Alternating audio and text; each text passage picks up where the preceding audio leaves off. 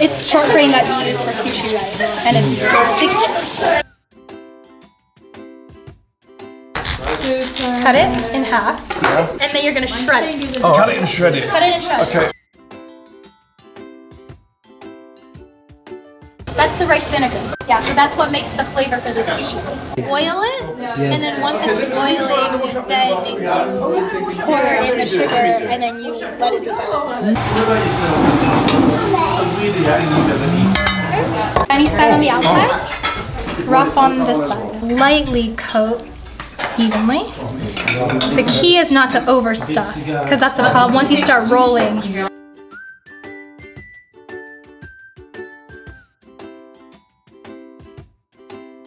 so this is just water, and this is what you use to seal it.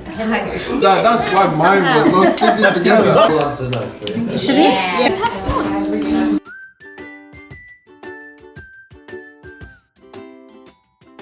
And then you just flip the other one through and get your fourth finger. Yeah, so this is stationary, and then this one is the one that's chopsticks, and then the avocado. So all avocado is very California. Right. So that's what makes it California roll.